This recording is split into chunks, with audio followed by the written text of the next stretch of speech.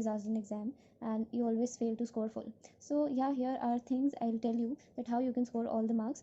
First of all, you should be very specific on the format, that usually all the letters, all the applications have similar format, so don't try to lose marks in this thing, and revise format nicely. And then next thing is content. You should be accurate enough and you should be to the point while writing your application. The third thing is expression. Expression is all about how you put forward your own point of view while writing, as well as your grammar part will be checked in this part. So this is how the sum total you'll get 6 marks as a whole.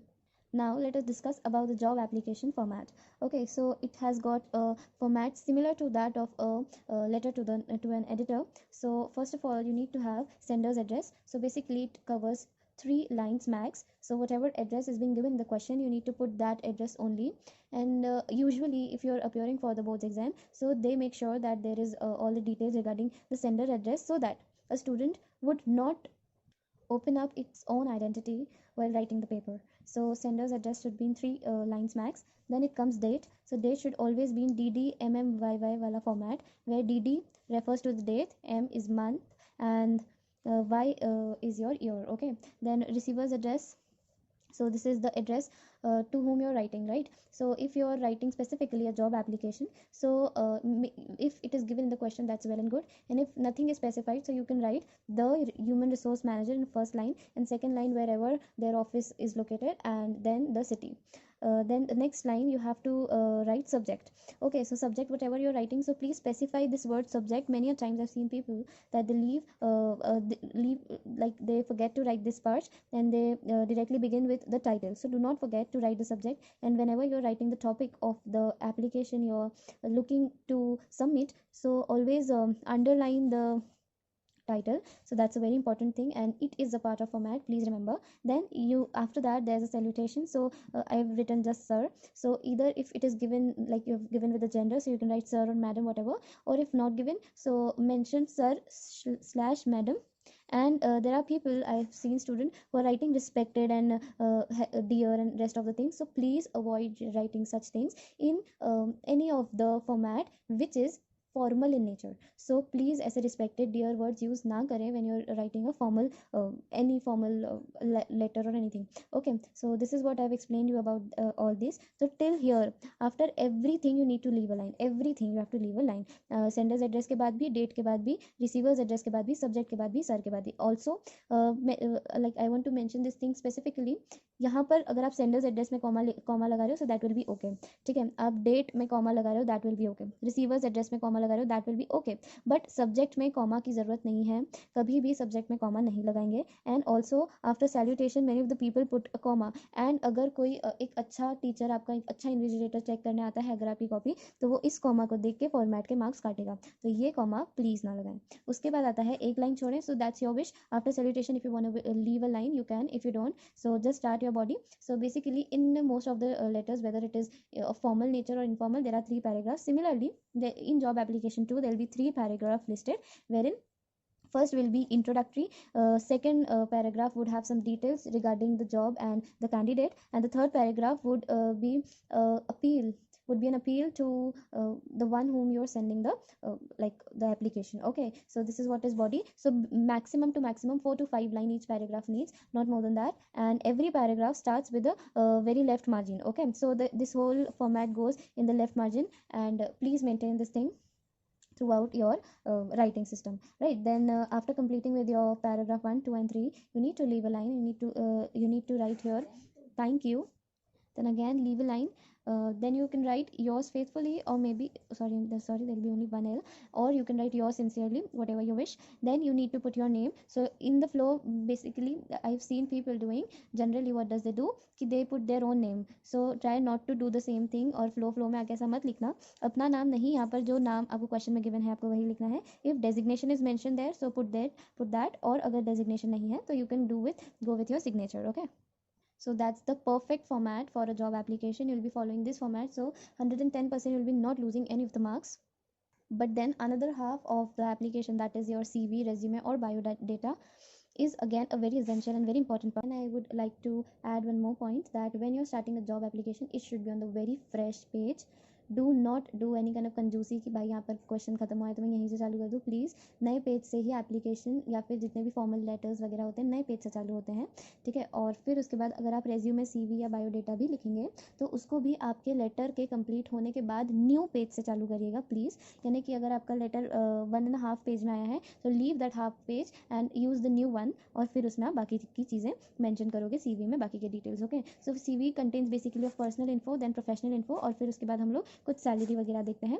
जो पहली चीज़ आती है वो आती है आपका personal info, जिसमें आप आपका name, father's name, date of birth, email ID, contact number, nationality, ये सब मेंशन कर सकते हैं। उसके बाद आती है आपकी professional information. So here you need to mention your academic qualification कि भाई आपने कहाँ कहाँ से स्टडी करी है।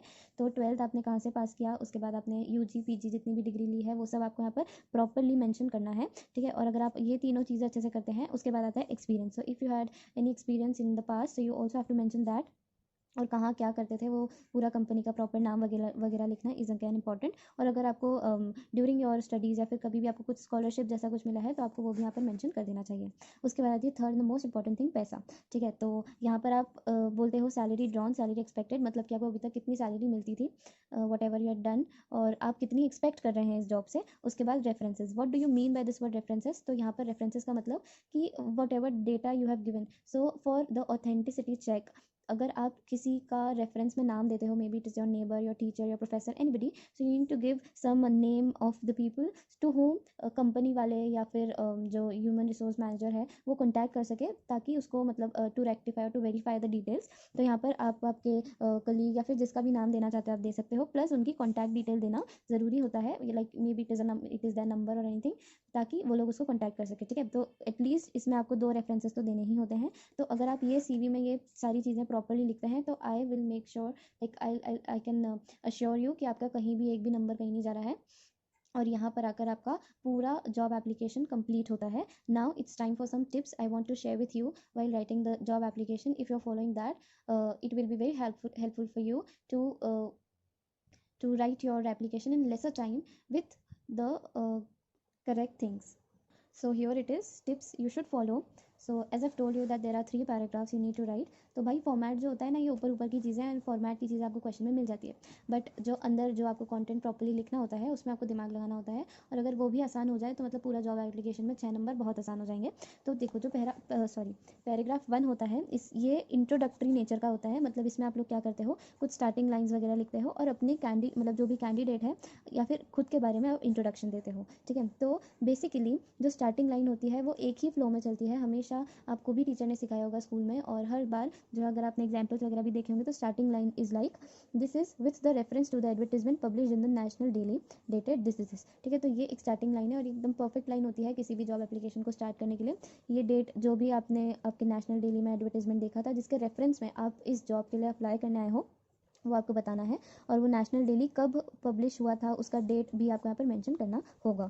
उसके बाद this is what this the very little information required in paragraph 1, so max 4 to 5 line require as I told you earlier as well.